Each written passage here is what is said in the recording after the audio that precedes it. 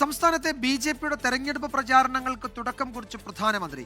അഴിമതിയും വികസന വിരോധവും നയമാക്കിയ LDF, UDF മുന്നണികളെ തൂത്തെറിയണമെന്നും BJP സർക്കാരിനെ തെരഞ്ഞെടുക്കാൻ ശരിയായ അവസരമാണിത് എന്നും നരേന്ദ്രമോദി പറഞ്ഞു. ശബരിമല സ്വർണ്ണക്കൊള്ളക്കാരെ ജയിലിലടയ്ക്കുമെന്ന് പ്രഖ്യാപിച്ച മോദിയുടെ പ്രസംഗത്തിൽ പക്ഷേ ഒരിടത്തും തിരുവനന്തപുരം നഗരത്തിനു വേണ്ടിയുള്ള വികസന പദ്ധതികൾ ഉണ്ടായില്ല.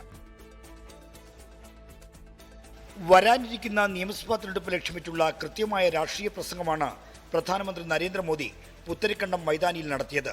LDFനെയും UDFനെയും വിമർശിച്ച മോദി വികസിത ഭാരതത്തിൽ കേരളം അവിഭാജ്യ ഘടകമാണെന്ന് എടുത്തു പറഞ്ഞു. വികസിത കേരളത്തിന് ഡബിൾ എഞ്ചിൻ സർക്കാർ കൂടിയേ തീരുവെന്ന് പറഞ്ഞ മോദി BJPയെ തിരഞ്ഞെടുക്കേണ്ട ആവശ്യകതയും ഊന്നി പറഞ്ഞു. अब केरला को नई पॉलिटिक्स चाहिए. केरला को विकसित बनाने के लिए अब BJP को डिसाइसिव मैंडेट चाहिए. कांग्रेस आज माओवादियों से ज्यादा कम्युनिस्ट और मुस्लिम लीग से भी ज्यादा कम्युनल हो गई है. MMC यानी मुस्लिम लीगी माओवादी कांग्रेस कहा जा रहा है. നിയമസഭാ തെരഞ്ഞെടുപ്പിൽ BJP ഉന്നയിക്കുന്ന പ്രധാന വിഷയങ്ങൾ വികസന മുരടിപ്പും ശബരിമല സ്വർണ്ണക്കൊള്ളയുമായിരിക്കുമെന്നതിന്റെ വ്യക്തമായ സൂചനയും മോദിയുടെ പ്രസംഗത്തിലുണ്ട്.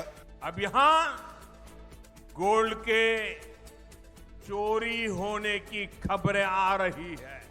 मंदिर में से, भगवान के पास से गोल्ड की चोरी, सोने की चोरी.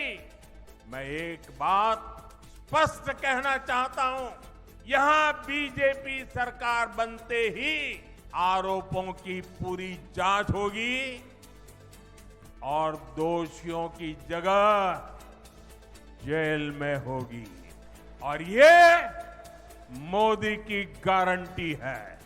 എന്നാൽ തിരുവനന്തപുരം നഗരസഭയുടെ വികസന രേഖ അവതരിപ്പിക്കുന്ന BJPയുടെ വാഗ്ദാനം പ്രധാനമന്ത്രി നടപ്പാക്കിയില്ല.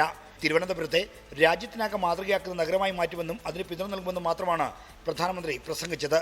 പ്രത്യേക പദ്ധതി പ്രഖ്യാപിക്കാത്തത് വാഗ്ദാന ലംഘനമാണെന്ന വിമർശനം ഉയർന്നു കഴിഞ്ഞു. 24 തിരുവനന്തപുരം. അതേസമയം പ്രധാനമന്ത്രിയുടെ പ്രസ്താവനയ്ക്കെതിരെ പ്രതിപക്ഷം രംഗത്തെത്തി. കോൺഗ്രസിന്റെയും UDFന്റെയും മതേതര കാഴ്ചപ്പാടിന് മോദിയുടെ സർട്ടിഫിക്കറ്റ് വേണ്ടെന്ന് VD സതീശൻ. കേരളത്തിന്റെയും മുസ്ലിം ലീഗിന്റെയും ചരിത്രം പ്രധാനമന്ത്രി പഠിക്കണമെന്ന് KC വേണുഗോപാൽ. കേരളത്തിനുള്ള കേന്ദ്രവിഹിതം വെട്ടിക്കുറച്ചതിൽ പ്രധാനമന്ത്രിയുടെ ചോദ്യങ്ങളുമായി സമൂഹ മാധ്യമങ്ങളിൽ കേരള ആസ്ക് മോദി ക്യാമ്പയിനും തുടങ്ങി. വർഗീയത മാത്രം വിളമ്പാനായിട്ടൊരു പ്രധാനമന്ത്രി വരുന്നത് അങ്ങേയറ്റം നാണക്കേടാണ്.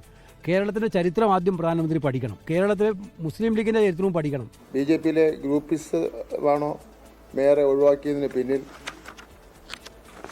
അതോ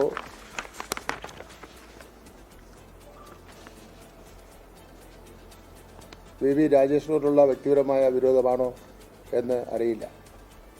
ഞങ്ങൾക്ക് ഈ 15 ദിവസം കൊണ്ട് സമൂഹത്തിൽ നിന്ന് ചർച്ച ചെയ്ത് സമാഹരിക്കാൻ പറ്റിയ കാര്യങ്ങൾ അടങ്ങുന്ന ഒരു ഡ്രാഫ്റ്റാണ് കൊടുത്തത്. ഇനിയും ഈ കോൺക്ലേവുകളൂടി കഴിയുമ്പോഴാണ് അതിന്റെ ഏകദേശം പൂർണ്ണ രൂപമാകുന്നത്. കേരളത്തിന്റെ വികസനത്തിന് കേന്ദ്രം ഒപ്പമുണ്ടെന്ന് പ്രധാനമന്ത്രി നരേന്ദ്രമോദി. തിരുവനന്തപുരത്ത് വിവിധ പദ്ധതികൾ ഉദ്ഘാടനം ചെയ്ത പ്രധാനമന്ത്രി 4 പുതിയ ട്രെയിനുകൾ ഫ്ളാഗ് ഓഫ് ചെയ്തു. കേരളത്തിന്റെ ബാക്കിയുള്ള ആവശ്യങ്ങൾ കൂടി അംഗീകരിക്കണമെന്ന് മുഖ്യമന്ത്രി പിണറായി വിജയൻ പ്രധാനമന്ത്രിയോട് ആവശ്യപ്പെട്ടു. ലോകത്തെവിടെയായാലും ഏത് സമയത്തും 24 വാർത്തകളും ഓഗ്മെന്റഡ് റിയാലിറ്റി പാക്കേജുകളും എക്സ്പ്ലെയിനറുകളും വിശദമായി കാണാൻ ഞങ്ങളുടെ YouTube ചാനൽ നിങ്ങൾക്ക് സബ്സ്ക്രൈബ് ചെയ്യാം.